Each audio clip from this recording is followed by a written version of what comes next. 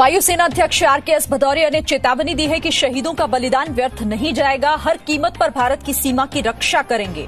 Air chief marshal ने वायुसेना की संयुक्त स्नातक परेड का निरीक्षण किया।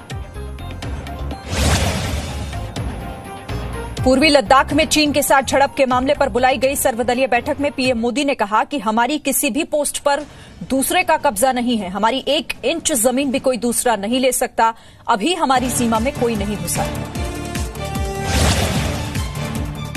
प्रधानमंत्री मोदी ने कहा कि हमारी 1 इंच जमीन पर भी कोई आंख नहीं उठा सकता। प्रधानमंत्री ने कहा कि पहले चीन के सैनिकों को कोई टोकता नहीं था, लेकिन अब रोकने पर तनाव बढ़ता है। प्रधानमंत्री ने कहा कि वास्तविक नियंत्रण रेखा पर पेट्रोलिंग बढ़ाई गई।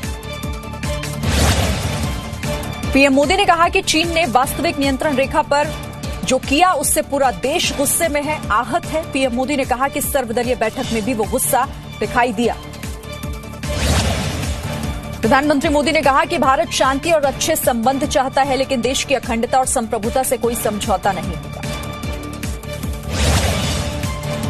सर्वदलीय बैठक की शुरुआत से पहले पीएम मोदी, रक्षा मंत्री राजनाथ सिंह, विदेश मंत्री एस जयशंकर समेत तमाम नेताओं ने चीन के साथ झड़प में शहीद हुए सैनिकों को नमन किया, खड़े होकर श्रद्धांजलि दी। सर्वदलीय बैठक करीब 3.5 घंटे चली, 20 दल इसमें शामिल हुए। राहुल गांधी ने ट्वीट कर सरकार पर फिर से आरोप लगाए, कहा गलवान घाटी में चीन का हमला पहले से बनाई गई योजना थी, भारत सरकार सोती रही, समस्या से इनकार करती रही, जिसकी कीमत जवानों की शहादत से चुकानी पड़ी। सर्वदलीय बैठक में सोनिया गांधी ने मोदी सरकार से कुछ सवाल पूछे। सोनिया गांधी ने कहा कि देश सीमाओं की रक्षा के लिए सरकार द्वारा उठाए गए कदम का पूरा समर्थन करता है, लेकिन दुख इस बात का है कि इतना समय गुजर जाने के बाद भी इस संकट की घड़ी में कोई अहम पहलुओं के बारे में हमें अंधेरे में रखा गया।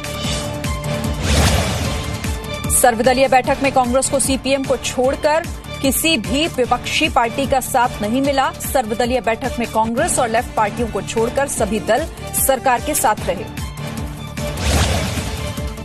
शिवसेना अध्यक्ष उद्धव ठाकरे ने कहा कि चीन के आगे भारत मजबूर नहीं बल्कि मजबूत है, हम सब एक हैं और प्रधानमंत्री मोदी के साथ हैं। उद्धव ठाकरे ने कहा कि आंखें निकालकर हाथ में देना हमारी सरकार की ताकत है। सर्वदलीय बैठक में एनसीपी अध्यक्ष शरद पवार ने एलएसी पर सैनिकों के निहत्था होने पर सवाल उठा चुके राहुल गांधी को इशारों में नसीहत दी। सूत्रों के मुताबिक शरद पवार ने कहा कि सैनिक निहत्थे रहेंगे या हथियार के साथ, यह अंतर्राष्ट्रीय समझौतों से तय होता है। सर्वदलीय बैठक में पश्चिम बंगाल की मुख्यमंत्री ममता बनर्जी ने कहा कि भारत जीतेगा और चीन हारेगा, हमें एक आवाज में बोलना, सोचना और काम करना चाहिए। ममता बनर्जी ने कहा कि हमें चीन को टेलीकॉम, रेलवे और उड्डयन क्षेत्र में निवेश से रोकना होगा। बीएसपी अध्यक्ष मायावती ने भी सरकार का समर्थन किया और कहा कि ये वक्त राजनीति का नहीं, प्रधानमंत्री जो भी फैसला लेंगे पार्टी उनके साथ खड़ी है।